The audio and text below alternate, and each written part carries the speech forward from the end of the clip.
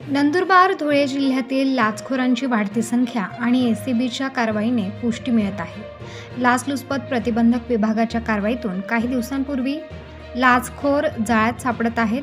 विशेष म्हणजे त्यात क्लास 1 दर्जाचे अधिकारी, कायद्याचे रक्षक, शहरी ग्रामीण विकासाचे मदार असलेल्या, वंचित शोषित पीडितांना न्याय प्रदान करू शकणाऱ्या पदावरील अधिकारी, कर्मचारी लाच प्रकरणात सापडत असल्याने चिंतेची स्थिती निर्माण झाली आहे. लाचखोरीचा वाढता आलेख धुळे नंदुरबार जिल्ह्याला शोभनीय ठरणारा नाही. भ्रष्टाचाराचे लेबल जोडले, हप्तेखोरीतून गुन्हेगारांना पोसायचे, भ्रष्टाचारी अधिकारी कर्मचाऱ्यांना टक्केवारीसाठी मोकळीक द्यायची, असे काहीसे चित्र अलीकडे ठळकपणे समोर येत आहे.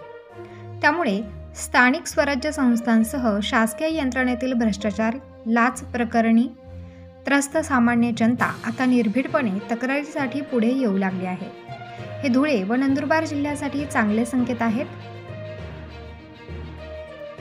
यात लाचलुचपत प्रतिबंधक विभाग दबाव झुगारून करत असलेल्या कारवाईचेही स्वागत आहे. आझादनगर पोलीस स्टेशनमधील काहींना लाचखोरीचा रोग लागला आहे का, असा प्रश्न जनता विचारू लागली आहे.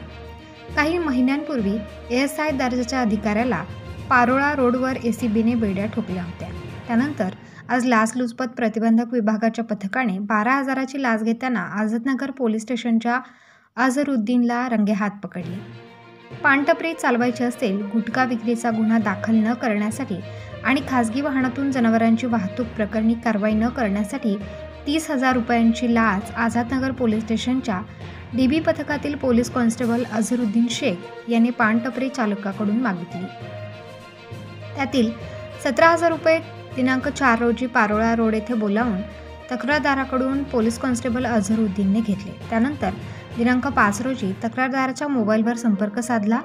उर्वरित 13,000 रुपये पंटर बासत अन्सारी याच्याजवळ द्यायला सांगितले.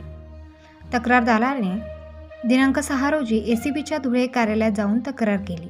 तक्रारीची पडताळणी केली. दरम्यान तक्रारदाराकडे तडजोडी अंती 12,000 रुपये लाचेची मागणी पोलीस कॉन्स्टेबल अझरुद्दीनने केली. ही रक्कम पंटर अब्दुल बासित अन्सारी याच्याकडे दिनांक 7 रोजी मौलवीगंज चौकात तक्रारदाराच्या दुकानासमोर देण्यास सांगितली.